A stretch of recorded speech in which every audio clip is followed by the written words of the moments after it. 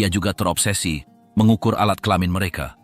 Mungkin saja obsesi ini membuatnya fokus pada satu-satunya pulau yang belum dikunjungi, North Sentinel. Sebelum menginjakkan kaki di pulau itu, Portman menyebutkan sebuah kejadian di mana salah seorang anak buahnya melihat orang-orang berjalan di sepanjang pantai. Mereka tidak turun dari kapal, tetapi dari kejauhan, mereka melihat 10 pria telanjang berambut panjang sedang berburu ikan menggunakan busur dan anak panah. Dalam laporannya, ia menulis bahwa penduduk pulau di pulau lain mengklaim bahwa suku Sentinel bukanlah sekutu karena konflik yang sudah berlangsung lama antara suku-suku. Informasi ini juga menjadi petunjuk bahwa telah terjadi pertempuran antara suku Sentinel dan suku-suku lain akhir-akhir ini. Apa yang dilihat Portman, bersama dengan apa yang diklaim penduduk pulau lainnya, meningkatkan rasa ingin tahunya. Ada sebuah suku di pulau itu yang hampir tidak diketahui keberadaannya, meskipun suku itu dianggap sebagai kelompok yang berasal dari suku Andaman kecil. Jika itu benar, mereka tidak lagi berhubungan satu sama lain.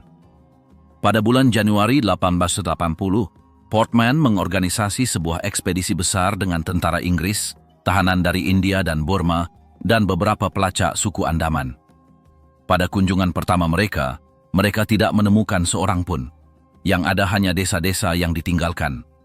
Meskipun demikian, Portman mengambil foto-foto pelacaknya seolah-olah mereka adalah penduduk setempat.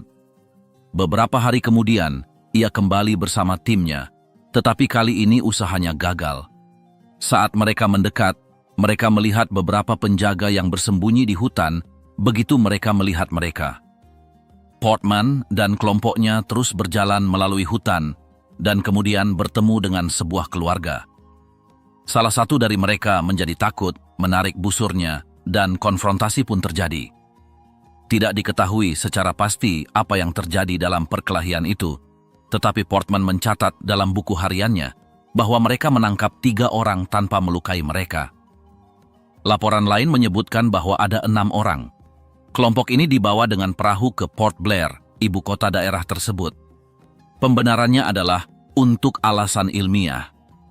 Ketika mereka tiba dan melihat kota itu untuk pertama kalinya, orang-orang dewasa itu dengan cepat jatuh sakit dan meninggal. Keempat anak itu dikembalikan ke pulau itu dengan beberapa hadiah. Sangat mungkin bahwa anak-anak ini membawa beberapa infeksi yang kemudian memengaruhi penduduk pulau lainnya dan menyebabkan lebih banyak kematian. Setelah semua yang terjadi, Portman menyatakan ekspedisi itu sebagai kesalahan. Dia mengakui bahwa mereka tidak mencapai apapun yang berguna dan mungkin hanya membuat suku Sentinel semakin takut dan membuat mereka semakin enggan kepada siapapun yang mendekati pulau itu. Kemudian, pada tahun 1883, Portman mengunjungi kembali pulau itu. Krakatau baru saja meletus dan ia mengira suara itu adalah tembakan di pulau Sentinel. Ia tidak menemukan siapapun, jadi ia meninggalkan beberapa hadiah di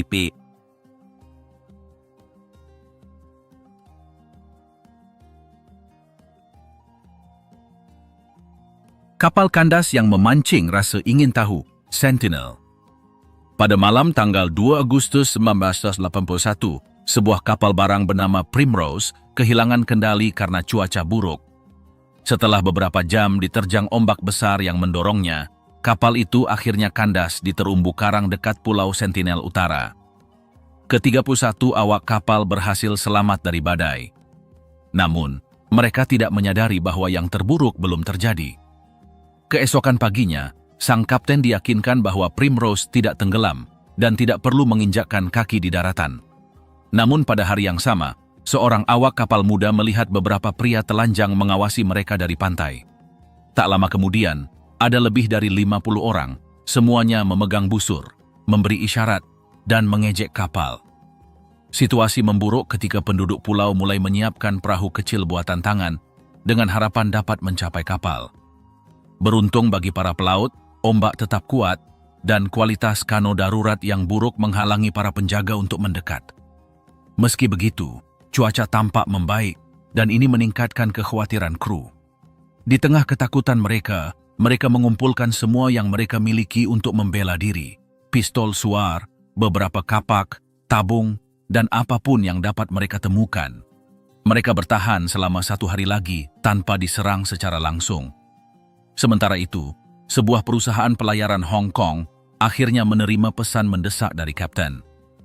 Kapten tidak meminta pertolongan, tetapi meminta senjata diterbangkan. Ini menunjukkan betapa seriusnya situasi bagi mereka.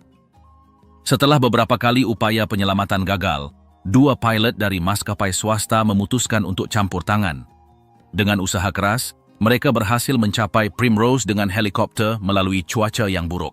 Dengan susah payah, mereka mendarat di dek kapal. Secara total, mereka melakukan 3 perjalanan pada hari yang sama dan berhasil mengevakuasi semua 31 awak kapal dengan selamat. Kapal itu ditinggalkan begitu saja dengan semua muatannya, menunggu untuk ditemukan oleh penjaga. Bagi mereka, menjelajahi kapal itu untuk pertama kalinya mungkin merupakan pengalaman yang sama sekali baru. Sebuah bangunan besar, penuh dengan benda-benda aneh di mana-mana. Potongan logam yang mungkin berguna, pintu dengan engsel yang berfungsi, jendela kaca, ruangan dengan kancing, dan dapur yang penuh dengan perkakas yang tidak diketahui. Jika mereka mengakses bagian dalam, mereka mungkin mengumpulkan bahan-bahan untuk digunakan kembali. Kargo tersebut beratnya lebih dari 100 ton, sebagian besar berupa pakan ayam. Mereka juga mungkin menggeledah tempat tinggal kru dan area lain di kapal. Sebagian besar benda di dalam Primrose tidak ada padanannya di lingkungan sekitar. Apa yang terjadi pasti meninggalkan kesan abadi pada mereka, terutama karena sisa-sisa kapal masih berada di tempat yang sama. Insiden Primrose tidak terduga, tetapi tidak ada korban di kedua belah pihak. Oleh karena itu, pemerintah India memutuskan untuk melanjutkan misi pemberian hadiah.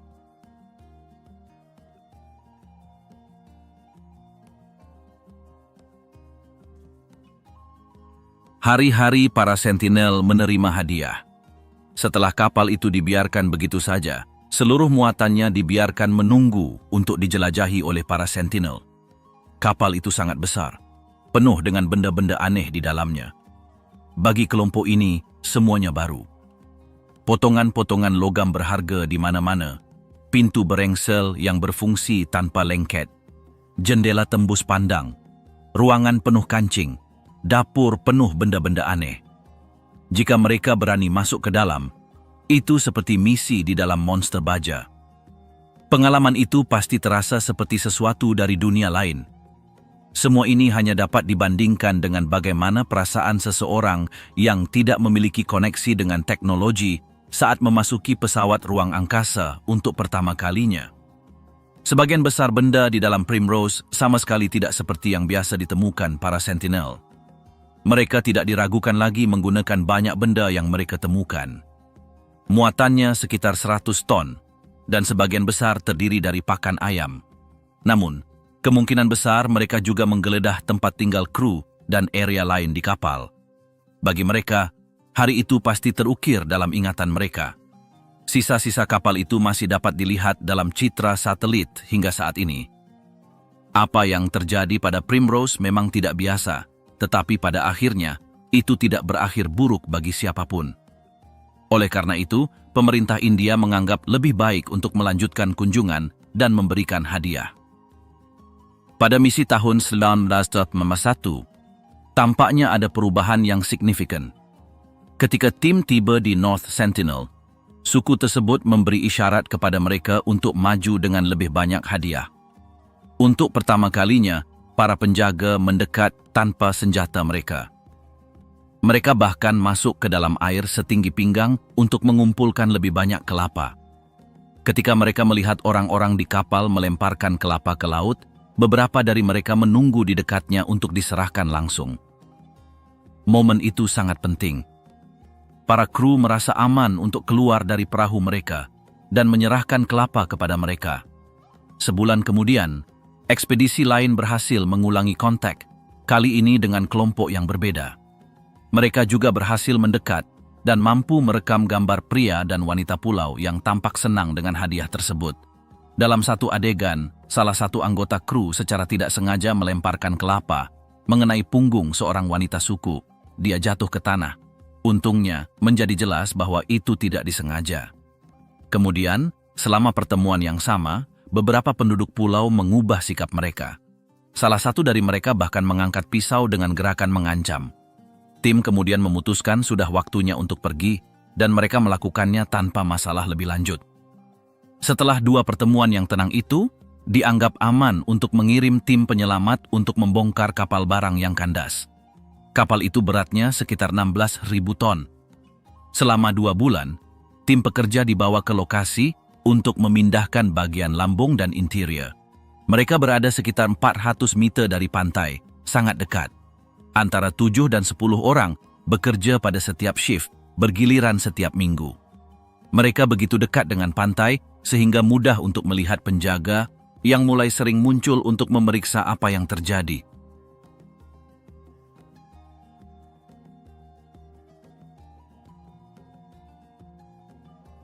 Hari saat anak panah menembus helikopter. Pada tahun 1966, misi pengiriman hadiah rutin secara resmi dibatalkan. Banyak pejabat pemerintah mulai bertanya-tanya, apakah masuk akal untuk terus mencoba menjangkau kelompok yang telah hidup mandiri selama berabad-abad. Suku Sentinel tidak membutuhkan siapapun, dan seluruh dunia juga tidak membutuhkan mereka. Melihat apa yang terjadi pada suku Andaman setelah kontak dengan dunia modern, menjadi jelas bahwa hal yang sama dapat terjadi pada suku Sentinel jika mereka terus bersikeras untuk berkunjung. Selama beberapa tahun berikutnya, hanya perjalanan sesekali yang dilakukan dari jauh, tanpa terlalu dekat atau terlalu dekat. Reaksi suku tersebut beragam. Setelah tsunami 2004, pemerintah India memutuskan untuk mengirim 2 misi untuk memastikan mereka masih hidup. Kunjungan ini menarik perhatian dunia ketika seorang anggota suku difoto di pantai, sedang menembakkan anak panah ke helikopter yang telah dikirim untuk memeriksa mereka. Dari sudut pandang orang luar, mudah untuk membayangkan apa artinya bagi mereka melihat helikopter melayang di atas pulau. Sebuah mesin besar di langit, sesuatu yang pasti tampak seperti makhluk yang mustahil bagi mereka yang tidak terbiasa dengan teknologi.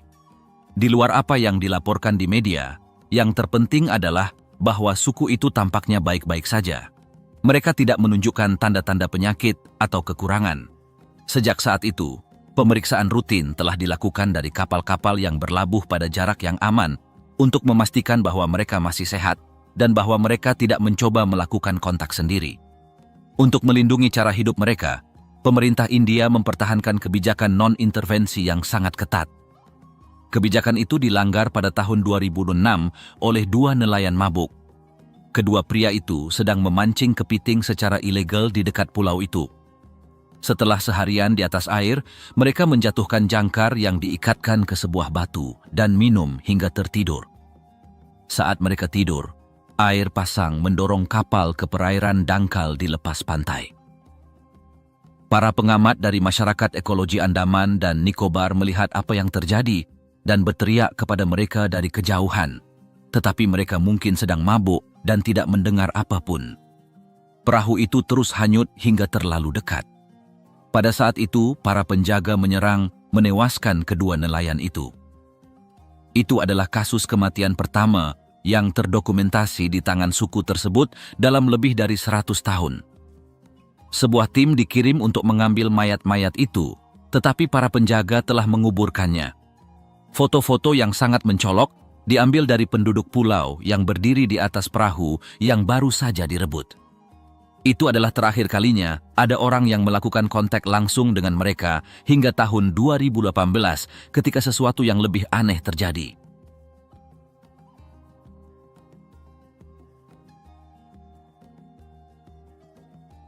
Misionaris yang meninggal karena percaya bahwa Tuhan telah mengutusnya ke Pulau Sentinel. Pulau itu tidak pernah dihubungi lagi hingga tahun 2018, ketika situasi yang sangat tidak biasa terjadi. Seorang pria bernama John Allen Chow, lahir tahun 1991 di Alabama, memutuskan untuk menghubunginya.